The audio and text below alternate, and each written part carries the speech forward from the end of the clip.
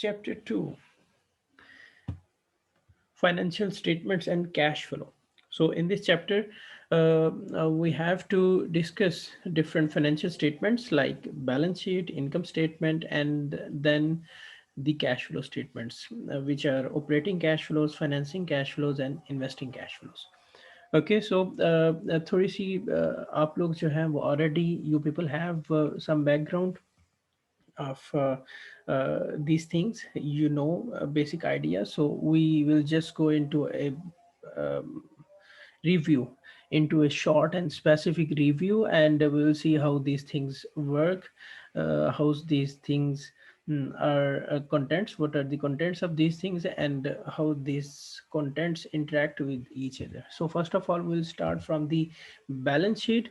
So if we define the balance sheet, then balance sheet is an accountant's snapshot of the firm's accounting value at a specific point in time. So what it means is कि एक specific time period तक जो company की accounting value बन चुकी है उसे हम बैलेंस शीट के अंदर से देख सकते हैं.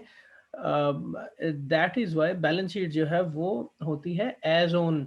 लेट्स से अगर आप 2020 2021 की बात कर रहे हैं तो एज ऑन 2021 तक हम करेंगे. सो ये पहले दिन से लेके आज तक जो कुछ किसी कंपनी ने एकम्युलेट किया एसेट्स की फॉर्म के अंदर, और उसके बाद जो अभी लाइबिलिटीज एग्जिस्ट कर रही हैं और जो इक्विटी का स्टेटस है, वो सारे का सारा जो है वो आप इस फाइनेंशियल स्टेटमेंट के अंदर प्रेजेंट करते.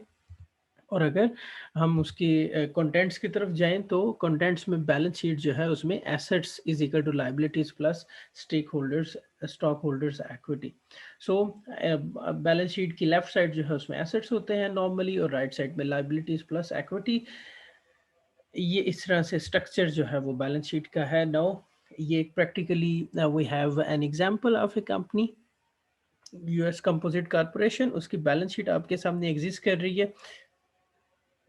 We look into the balance sheet, then this is obviously from for 2006. And uh, if we see towards the contents, then we have first of all current assets. Current assets may cash and cash equivalents, accounts receivable, inventories, and other. And then we have total current assets. Okay, so current assets जो है, that is one major portion of balance sheet, and then the other major portion is related to fixed assets. Okay, so fixed assets में property plant and equipment, उसमें से आप depreciation, accumulated depreciation जो है वो minus करते हैं. Net property plant and equipment. Then we have intangible assets. Intangible assets जो हैं वो नॉर्मली गुडविल और इस तरह की चीज़ें होती हैं. And then we have total fixed assets. So total fixed assets of this company are um, total fixed assets are 11 118. सो ये आपके टोटल फिक्स एसेट्स आ गए. उसके बाद आपकी टोटल करंट एसेट्स हैं, इन दोनों को एडअप करेंगे तो विल हैव टोटल एसेट्स, और टोटल एसेट्स जो है वो 1879 हमारे टोटल एसेट्स जो है वो आ गए. ओब्वियसली ये जो नंबर्स हैं दीज आर इन मिलियंस. सो ये इनके साथ हम 6 zeros जो है वो एडअप कर देंगे. And if we see towards the right side of the balance sheet, then first of all we have current liabilities. So हमने right side वाली equation balance sheet की right side पे liabilities and equity का portion जो है वो रखा हुआ है. तो right side में सबसे पहले we have liabilities, और liabilities के भी जिस तरह से assets के दो portions हैं, इस तरह से liabilities के दो major portions हैं जिनमें current liabilities और लॉन्ग टर्म लाइबिलिटीज जो है वो एग्जिस्ट कर रही हैं. करंट लाइबिलिटीज वो लाइबिलिटीज हैं जिन्होंने एक साल के अंदर अंदर मेच्योर होना होता है, जबकि लॉन्ग टर्म लाइबिलिटीज जो है वो एक साल से ज्यादा अरसे में मेच्योर होती हैं. जैसे कि अगर हम इधर देखें तो accounts payables normally which are expected to be mature in 1 year, notes payable, accrued expenses. तो टोटल करंट लाइबिलिटीज जो है वो आपके पास आ गई 486. And then we have long term liabilities जिसमें डेफर्ड टैक्सेस हैं और लॉन्ग टर्म डेट है. ये दो कंटेंट लॉन्ग टर्म लाइबिलिटीज में होते हैं. Total liabilities, long term liabilities आ गई आप टोटल करंट लाइबिलिटीज और टोटल लॉन्ग टर्म लाइबिलिटीज को एडअप करेंगे तो you will get total liabilities. And then the second component of balance sheet, right side of the balance sheet is stock holders equity. इसमें सबसे पहले preferred stock आ गया, फिर कॉमन स्टॉक आ गया, then we have capital surplus आ गया, एक्यूमुलेटेड रिटेन अर्निंग्स आ गई, ट्रेजरी लेस ट्रेजरी स्टॉक आ गया. टोटल इक्विटी जो है वो आपकी 805 जो है वो हो गई. एंड आपको अब ये तीन कंपोनेंट्स जो है वो एडअप करने, total current liabilities, total long term liabilities and total equity. तो ये आपका पोर्शन जो है वो कंप्लीट अक्यूमुलेट होके आपका total liabilities and stock holders equity जो है वो बन गया, that is 1879. If you remember this thing कि आपके एसेट्स जो हैं, टोटल एसेट्स जो हैं वो भी इतना ही फिगर उनका बना था 1879. तो अगर हम कंक्लूड करें तो आपकी जो बैलेंस शीट है उसकी left side which represents your total assets must be equal to your balance sheet right side which is composed of current liabilities, long term liabilities and stockholders equity. तो ये दोनों portions जो हैं those must be equivalent. Now we will move on the next slide that is related to the assets are listed in order by the length of time. It would normally take a firm with ongoing operations to convert them into cash. So ये जो आपके assets हैं आपके left side के ऊपर, ये assets जो हैं वो इन सीक्वेंस हैं कि जितने कोई कन्वर्टेबल हैं, those are related to the liquidity of the assets. तो जितनी लिक्विडिटी किसी एसेट की ज़्यादा है वो इस ऑर्डर के अंदर इस सीक्वेंस में उतना ऊपर एग्जिस्ट कर रहा है. तो कैश एंड कैश इक्विवेलेंट्स जो हैं ये मोस्ट लिक्विड एसेट्स हैं. उसके बाद अकाउंट्स रिसीवेबल्स हैं, इनको कन्वर्ट करना कैश में थोड़ा सा टाइम लगता है. इन्वेंट्रीज जो हैं वो भी वो उससे ज़्यादा टाइम लगता है. ठीक हो गया. एंड देन अगर फिक्स एसेट्स की बात करें तो प्रॉपर्टी प्लांट एंड इक्विपमेंट, ये काफ़ी टाइम लग सकता है इनको कन्वर्ट करने में. ठीक है. और सो ये जो सीक्वेंस है, this sequence is based on the liquidity of these assets. और उसके बाद इन एसेट्स ने आपको रेवेन्यूज जो है वो भी देने होते हैं. ठीक हो गया. सो वो जो रेवेन्यूज हैं, वो रेवेन्यूज जो हैं वो बेसिकली देखने होते हैं हमने कि कितनी जल्दी किसी से रेवेन्यूज जो हैं वो जनरेट हो सकते हैं. तो ये जो एसेट्स हैं, करंट एसेट्स जो हैं, इनसे करंट एसेट्स से रेवेन्यूज जो हैं वो आपके साल के अंदर अंदर जनरेट होने होते हैं. फिक्स एसेट्स जो है इससे आपके जो रेवेन्यूज हैं वो मोर देन 1 ईयर आपको इससे रेवेन्यूज जो है वो आने होते हैं. सो ये जो चीज़ है, ये जो करंट एसेट्स और फिक्स एसेट्स हैं, इनमें जो लिस्टिंग हमने की है वो ऑर्डर जो है, उसको ऑर्डर जो है that is basically depends on length of time. Okay. And उसके बाद वो कितनी देर में कैश में कन्वर्ट हो सकते हैं. Clearly cash is much more liquid than property plant and equipment. Obviously वो उसी सीक्वेंस से फिर जो है वो इधर एग्जिस्ट कर रहे हैं. When analyzing a balance sheet, the finance manager should be aware of three concerns. अब ये तीन कंसर्न्स जो हैं उनमें सबसे पहले accounting liquidity, then debt versus equity और वैल्यू वर्सेस कॉस्ट. ये तीन कंसर्न जो हैं इनको हमें जहन में रखना होता है जब आप बैलेंस शीट्स को एनालाइज कर रहे होते हैं. इनको वन बाय वन डिटेल में डिस्कस कर लेते हैं कि ये अकाउंटिंग लिक्विडिटी जो है ये क्या इशू है. It refers to the ease and quickness with which assets can be converted to cash without a significant loss in value. अच्छा, सम टाइम हम एसेट को कैश में कन्वर्ट करना चाह रहे होते हैं तो उसमें क्या होता है, due to shortage of time, अगर आप जल्दी उस एसेट एसेट को कैश में कन्वर्ट करना चाहें तो आपको पूरी वैल्यू नहीं मिलती. जैसे फॉर एग्जांपल आप कोई प्लॉट सेल करना चाहते हैं तो अगर आप ये इमेज मार्केट में दे दें कि यू आर इन सम हरी, तो आपको अगर प्लॉट 50 लाख का बिकना चाहिए, उसकी प्रॉपर मार्केट वैल्यू 50 लाख होनी चाहिए, तो वो 45 का बिकेगा. क्योंकि बिकॉज दूसरी पार्टी जो है वो समझ जाती है इस चीज़ को कि आपको जल्दी है और ये इतनी जल्दी और कोई अगर परचेज नहीं कर सकता तो देन इस पर्सन को थोड़े पैसे के ऊपर भी कन्विंस किया जा सकता है. सो ये लिक्विडिटी इशू जो है वो एग्जिस्ट कर रहा होता है. ठीक हो गया. सो इस वजह से हमें ये चीज़ लिक्विडिटी जो है वो हमें जहन में रखनी होती है हर हाल में कि एसेट्स जो हैं उनकी लिक्विडिटी का स्टेटस जो है वो क्या है. So refer assets refer to accounting liquidity जो है वो concept simply that is refer to the ease and quickness with which assets can be converted to cash without a significant loss in value. Current assets are the most liquid, whereas some fixed assets are intangible. ठीक है, जो आपके current assets हैं वो most liquid हैं, जैसे पीछे हमने देखा उसमें अकाउंट से रिसीवेबल आ जाते हैं, उसमें आपकी इन्वेंट्रीज आ जाती हैं, उसमें इवन कैश आ जाता है जो आपके पास बैंक में पड़ा है या आपके पास हार्ड कैश जो है वो पड़ा हुआ है। जबकि कुछ फिक्स एसेट्स जो हैं वो इनटेंजिबल नेचर के होते हैं, जैसे कि आपकी गुडविल है। तो गुडविल जो है that is intangible nature, because you can not physically see that thing, physically touch that thing. That's why goodwill जो है वो इंटेंजिबल आइटम है और उसका ताल्लुक कंपनी के साथ ही है। अगर कंपनी एग्जिस्ट कर रही है तो गुडविल जो है उसकी इंपॉर्टेंस है। अगर आप उसको सेपरेटली बेचना चाहो तो देन इट्स लिटिल डिफिकल्ट। लेकिन आजकल ये सिनेरियोज जो हैं वो काफ़ी ब्रॉडर हो गए हैं, और आप अगर अपना ब्रांड नेम जो है उसे सेल करना चाहो तो you can sell your brand name, और आप जो है वो किसी दूसरे नाम से अपना काम शुरू कर सकते हैं।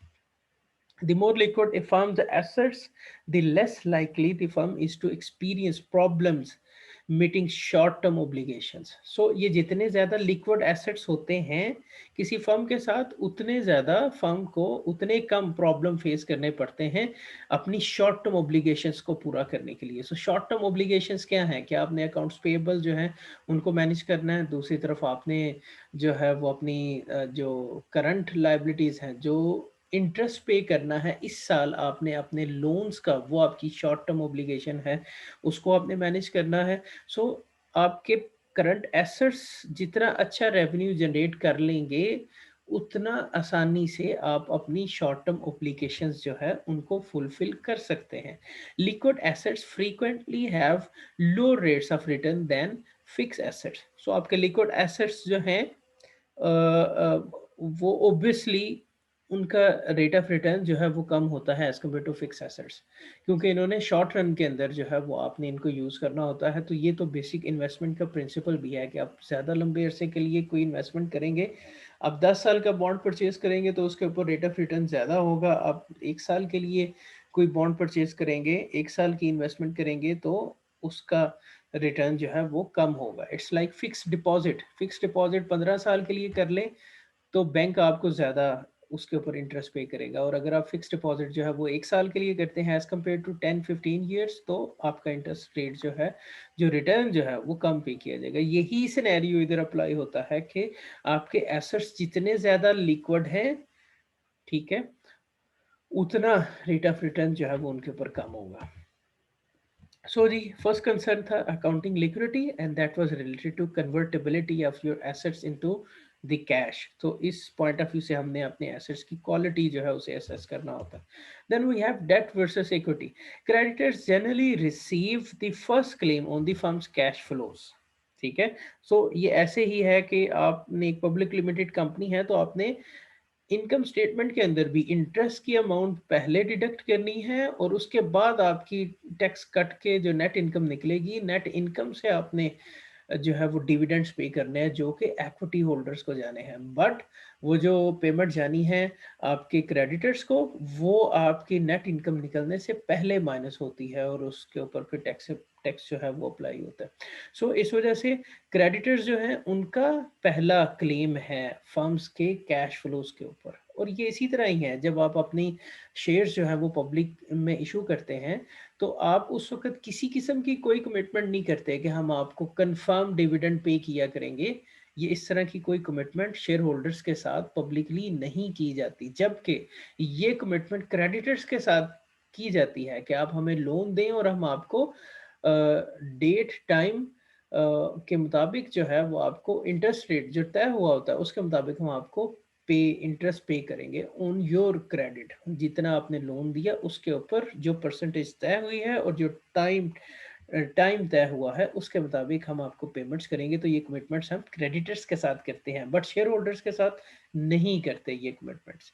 ठीक है, सो इस वजह से जो क्रेडिटर्स का क्लेम है कंपनी के कैश फ्लोज के ऊपर वो पहले है। अगर उनको पेमेंट्स करके कुछ बच जाए तो फिर वो शेयर होल्डर्स के साथ डिस्ट्रीब्यूट किया जाता है उन लोगों को। Share holders equity is the residual difference between assets and liabilities. ठीक है, तो एसेट्स और लाइबिलिटीज जो है इनका डिफरेंस जो है that is basically share holders equity. Now अब आ जाते हैं value versus cost. Under generally accepted accounting principal, हम इसको शॉर्ट फॉर्म में गैप भी कहते हैं, auditing financial statements of firms in the US carry assets at cost. So जो फाइनेंशियल स्टेटमेंट्स हैं उनके ऊपर जो एसेट्स एग्जिस्ट कर रहे होते हैं वो एट कॉस्ट उधर जो है डिटरमिन वो उधर मेंशन किए जाते हैं। एट कॉस्ट का मतलब क्या है कि आपने जितने का एसेट खरीदा उसके बाद फिर जैसे कोई आपने प्लांट खरीदा है तो उसके बाद फिर उसकी हर साल डेप्रिसिएशन जो है वो आप अपनी इनकम स्टेटमेंट में माइनस कर रहे हैं, और वो जो है उसकी जिस कॉस्ट पे खरीदा था वो प्लांट उसमें से उसकी डेप्रिसिएशन हर साल माइनस करते करते जो इस वक्त उसकी रिमेनिंग अमाउंट है that is basically the value of that plant. और उसे हम कहते हैं कि ये कॉस्ट एट कॉस्ट, चूंकि एसेट जो है वो हम रिकॉर्ड कर रहे हैं तो इस वजह से ये हिस्टोरिकल कॉस्ट मेथड के ऊपर जो है वो मामला है। लेकिन एक्चुअली सिनेरियो जो है वो डिफरेंट हो सकता है। वो जो प्लांट है उसकी market value can be different with the value which is present on your balance sheet. ठीक है, क्योंकि बैलेंस शीट के ऊपर जो वैल्यू है दैट इज के आपने कितने का खरीदा और उसके बाद आपने हर साल डेप्रिसिएशन का रेट अप्लाई करके उसको करंट स्टेटस के ऊपर लेके आए हुए हैं। बट मार्केट वैल्यू जो है वो डिफरेंट हो सकती है। वो जो स्टेटेड वैल्यू है उससे ज़्यादा भी हो सकती है, उससे कम भी हो सकती है। इट डिपेंड्स कि आपका एसेट जो है वो मार्केट में कितने का बिक जाएगा, या अगर आप उसे खरीदना चाहें मार्केट से वही प्लांट और कोई इंस्टॉल करना चाहें उसी स्टेटस का तो वो कितने में आप इंस्टॉल कर सकते हैं। So market value is the price at which the assets liabilities and equity could actually be bought और सोल्ड। वो कितने में खरीदी जा सकती हैं या बेची जा सकती हैं, ये मार्केट वैल्यू है उस प्लांट की, which is a completely different concept from historical cost, जो कि टोटली डिफरेंट सिनेरियो है हिस्टोरिकल कॉस्ट से। क्योंकि हिस्टोरिकल कॉस्ट में तो पुरानी प्राइसेस और उसके बाद फिर आपकी डेप्रिसिएशन भी ऐसे नहीं है कि कोई आप कंप्यूटर जो है वो अटैच करते हो विद दी प्लांट और वो कंप्यूटर जो है वो बता देता है कि ये मशीन ये प्लांट जो है वो इतने परसेंट अप्रिशिएट हो चुका है। ठीक है, जैसे कि हम अपनी गाड़ी जो है वो लेके जाते हैं किसी टोयोटा सेंटर के ऊपर तो वो अटैच करके उसको कंप्यूटर के साथ अटैच करके हमें करंट स्टेटस जो है वो गाड़ी का बता देता है।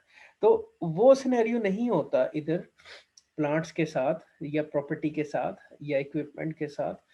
वो सिनेरियो बिल्कुल नहीं होता। इस सिनेरियो को स्टैंडर्डाइज रखने के लिए फिर प्रोसीजर क्या होता है कि जितने का आपने प्रॉपर्टी प्लांट इक्विपमेंट आपने खरीदा उसके बाद उसकी हर साल की डेप्रिसिएशन कुछ आप तय कर लेते हैं। नाउ इट डिपेंड्स कि आप कौन सा मेथड फॉलो कर रहे हैं। We have three different methods of depreciation, तो उन तीनों मेथड्स में से कोई एक मेथड जो है उसे फुलफिल करके तो आप डिसाइड करते हैं कि हर साल इसकी इतनी डेप्रिसिएशन होगी और वो हर साल आप माइनस करते जाते हैं उसकी कॉस्ट में से। तो ये आपके पास हिस्टोरिकल कॉस्ट मेथड के थ्रू आपकी बैलेंस शीट में वो एसेट्स की वैल्यूज जो हैं वो आ जाती हैं। नाउ ये कंसेप्ट जो हैं इनको भी आपने ज़हन में रखना होता है, वैल्यू वर्सेस कॉस्ट, के आपकी जो कॉस्ट मेंशन हो रही है वो और एक्चुअली वैल्यू जो है वो उसमें फ़र्क आ सकता है।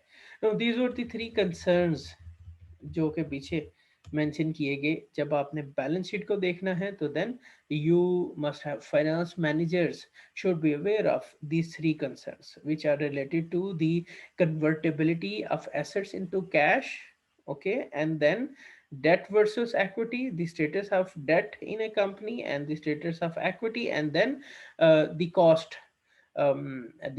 of your property plant and equipment and the market value of your property plant and equipment.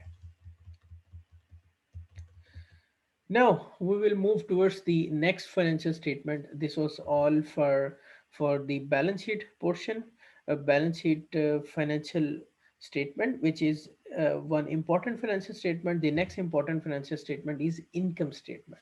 तो इनकम स्टेटमेंट जो है वो नॉर्मली एक साल की होती है और वो सिर्फ एक साल की, हर साल एक नई इनकम स्टेटमेंट जो है वो हम बनाते हैं और उस साल के अंदर जो सारे हिसाबात होते हैं उनको उसमें मेंशन करते हैं। बेसिकली इनकम स्टेटमेंट के अंदर रेवेन्यूज जो आते हैं वो मेंशन करते हैं, और उसमें से जो आपने एक्सपेंसेस किए होते हैं वो माइनस करते हैं, और आप अपना नेट प्रॉफिट जो है वो कैलकुलेट कर लेते हैं.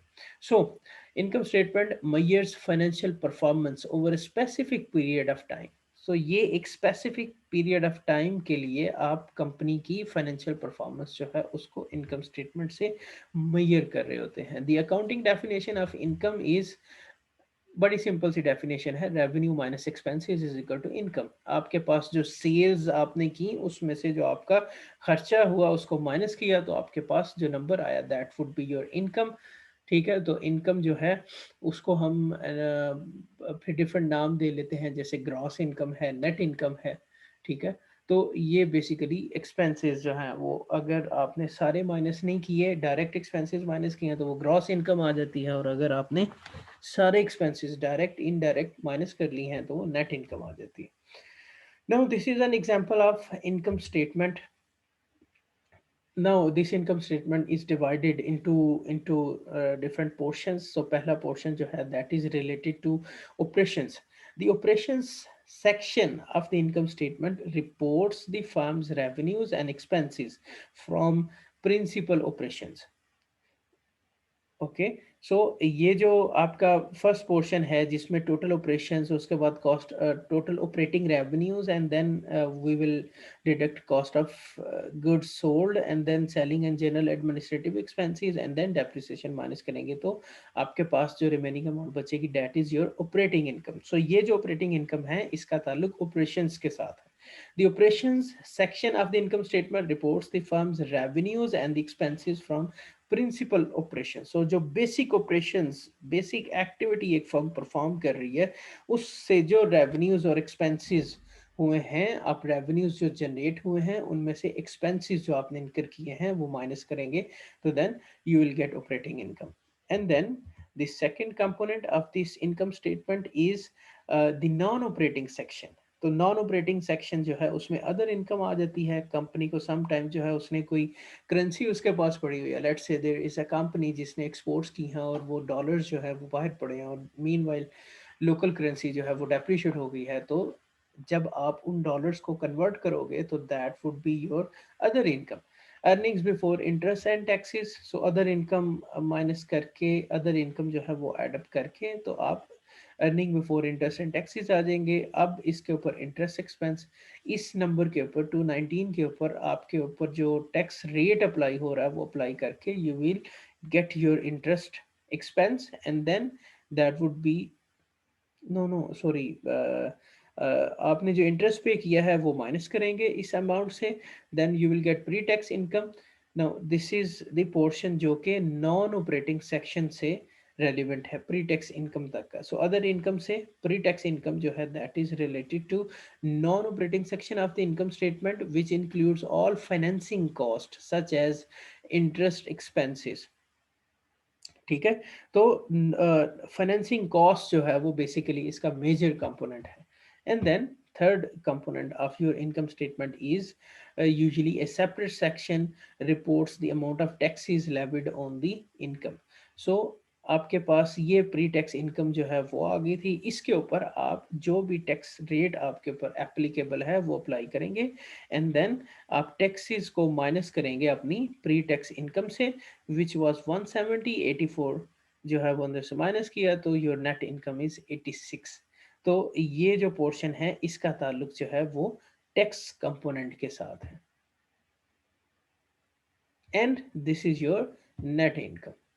ओके, सो ये नेट इनकम हमारी आ गई. अब इस नेट इनकम में से वी हैव टू डिसाइड कि how much amount we have to take with the company and how much amount we have to distribute with the share holders. So हमने decide किया, let's say ये जो numbers इधर show हो रहे हैं इससे वी कैन कंक्लूड के कंपनी ने डिसाइड किया कि 50% of the net income would be distributed to share holders, और 50% इनकम जो है उसे कंपनी के साथ रिटेन कर लिया जाएगा. सो ये 86 जो है इसमें से 43 जो है वो डिस्ट्रीब्यूट कर दिएगा in the form of dividend to share holders, और 43 जो है कंपनी ने वो अपने पास रख लिया इन the form of retained earnings. So income statement analysis जो है वो हम कैसे करते हैं, हम उसके डिफरेंट पोर्शंस जो है उसको हमें जहन में रखना होता है। So here we have to discuss some important things जिनको अपने माइंड में आपने रखना है इनकम स्टेटमेंट का एनालिसिस करते हुए। There are three things to keep in mind when analysing an income statement. वो कौन सी चीज़ें हैं? First of all, generally accepted accounting principles. हमें अकाउंटिंग प्रिंसिपल्स जो है उनको हमेशा याद रखना है, क्योंकि उन्हीं के मुताबिक हम चीज़ों को रिकॉर्ड करते हैं, इन अकाउंटिंग स्टैंडर्ड्स के मुताबिक, प्रिंसिपल्स के मुताबिक रिकॉर्ड करते हैं, और इन्हीं के मुताबिक जो है वो आगे मामला उनके चलते हैं। नॉन कैश आइटम्स जो हैं उनको हमने कंसिडरेशन में रखना होता है। And important thing is time and cost. Timing जो है वो आप किस वक्त कोई जो है वो रेवेन्यू या एक्सपेंस जो है वो इनकर हुआ है, उसको किस वक्त रिकॉर्ड करना है, और उसको किस कॉस्ट के ऊपर जो है वो आपने रिकॉर्ड करना है। So these are three important things which we have to consider when we are going to analyze income statements. First of all, हम देख लेते हैं इन components को one by one करके। First of all, gap. The matching principle of gap dictates that the revenues be matched with the expenses। कि आपके revenues जो हैं वो आपके expenses से match होने चाहिए। इसका क्या मतलब है? इसका मतलब simply ये है कि income is reported when it is earned। Income को आप उस वक्त रिपोर्ट कर दोगे जब आपने उसे अर्न कर लिया है, even though no cash flow may have occurred. आपके कैश फ्लोज नहीं भी आए लेकिन आपने इनकम अर्न कर ली है, तो आप उसको रिकॉर्ड कर लोगे अपनी इनकम स्टेटमेंट के अंदर। ठीक है। इट्स सिंपली लाइक आपने क्रेडिट के ऊपर सेल की है, तो वो ट्रांजैक्शन तो एग्जीक्यूट हो गई है, तो इस वजह से बेशक आपके पास कैश नहीं आया अभी, लेकिन वो चूंकि आपने इनकम अर्न कर ली है, वो चीज़ बेच दी है, क्रेडिट के ऊपर बेची है, उन सम टर्म्स बेची है, तो उस चीज़ को, उस सेल को जो है, उस रेवेन्यू को आपको रिकॉर्ड करना चाहिए इनकम स्टेटमेंट के अंदर। उसके बाद आ गया नॉन कैश आइटम्स जो है। सबसे इंपॉर्टेंट नॉन कैश आइटम जो है दैट इज डेप्रिसिएशन। डेप्रिसिएशन वो जैसे हम पहले डिस्कस कर रहे थे कि आपने कोई प्रॉपर्टी, प्लांट या इक्विपमेंट परचेज किया है, तो आप उसको सिंपली कॉस्ट के ऊपर जो है वो मेंशन कर देते हो अपनी बैलेंस शीट में, एंड देन हर साल उसमें से डेप्रिसिएशन माइनस करते हो on the basis of some method. So एक बड़ा इंपॉर्टेंट रूटीन में यूज होने वाला मेथड जो है that is straight line depreciation. Straight line depreciation क्या है कि अगर एक एसेट जो है उसकी लाइफ 10 साल है और आपने 10 लाख का उसे परचेज किया है, तो आप उसको हर साल 1 लाख डेप्रिशिएट करते जाएं और 10वें साल उसे फुली डेप्रिशिएट करते हैं। This is a method of depreciation for example. अब ये नॉन कैश मेथड है, आपकी पॉकेट से कोई अमाउंट नहीं जा रही इस डेप्रिसिएशन को जो है वो रियलाइज करने के लिए। ठीक है, ये आपका प्लांट जो है उसको आपने डिसाइड कर लिया कि चूंकि इसकी लाइफ 10 साल है, तो हमें 10 साल के अंदर इसे जीरो पे लेके जाना है, स्क्रैप कर देना है इस प्लांट को। So depreciation is the most apparent. No firm ever writes a cheque for depreciation. Obviously ये जो है वो एक हाइपोथेटिकल कंसेप्ट है जिसका हमें अलाउ किया जाता है फ्रॉम रेगुलेटर्स के हम इसको जो है वो यूज़ करें और अपनी कंपनी के डिफरेंट एसेट्स की डेप्रिसिएशन जो है उसको शो कर सकें अपनी इनकम स्टेटमेंट्स के अंदर। Another non-cash item is deferred taxes, which does not represent a cash flow. So deferred taxes जो हैं वो भी cash flow को represent नहीं करते। Deferred taxes are basically जो कि आपने defer कर दिए हैं taxes, तो वो भी cash flows को represent नहीं करते, लेकिन हमें उन्हें mention करना था। Thus net income is not cash. This is the most important thing कि आपकी जो net income है वो कैश नहीं है। ठीक है, उसके अंदर कुछ नॉन कैश आइटम्स जो हैं वो एग्जिस्ट कर रही हैं, जिस वजह से जो है वो आपकी जो नेट इनकम है वो आपके कैश स्टेटस को नहीं शो करती कंपनी के। And the third thing, time and cost. What is it? In the short run, certain equipment, resources and commitments of the firms are fixed, but the firm can vary such inputs as labor and raw materials. ये basically concept simply ये है कि short run में आपकी जो production है वो fixed है। ठीक है, मतलब कि आपके जो इनपुट्स हैं उनको आप शॉर्ट रन के अंदर उसमें बहुत ज़्यादा चेंजेस नहीं कर सकते। हाँ, ऑल्दो इन लॉन्ग रन जो है वो आप चीज़ों की, आप अपने प्लांट की कैपेसिटी, आप लेबर की क्वांटिटी, आप रॉ मटेरियल्स को यूज़ करने की कैपेसिटी जो है उसे इन्हांस कर सकते हैं, but in short run it is totally fixed. ठीक है। In long run all inputs of production are variable. So long run के अंदर आप सोच सकते हैं कि जी अगर आपको इस वक्त शॉर्टेज आ रही है, आपकी प्रोडक्ट की मार्केट में शॉर्टेज है, तो आप फौरी तौर पे उसकी प्रोडक्शन जो है उसको एनहांस नहीं कर सकते, बट यू कैन प्लान, और 1 साल या 2 साल या 3 साल के अंदर आप जो एडिशनल शॉर्टेज है उसको आप पूरा कर सकते हैं मार्केट में। Financial accountants do not distinguish between variable cost and fixed cost. Instead, accounting costs usually fit into a classification that distinguishes product cost from period cost. So financial जो accountants हैं वो ये फिक्स और variable cost जो है इसमें difference जो है उसको डिस्टिंग्विश नहीं कर सकते, उसको डिफ्रेंशिएट नहीं करते, जबकि वो बेसिकली प्रोडक्ट कॉस्ट और पीरियड कॉस्ट जो है उसको डिस्टिंग्विश करने की कोशिश करते हैं। तो प्रोडक्ट कॉस्ट और पीरियड कॉस्ट जो है इसको हम पीछे डिस्कस कर चुके हैं कि लॉन्ग रन और शॉर्ट रन के सिनेरियो के अंदर जो है वो सूरत हाल है, और उसके अंदर आप जो है वो डिस्टिंग्विश करते हैं प्रोडक्ट कॉस्ट और पीरियड कॉस्ट को।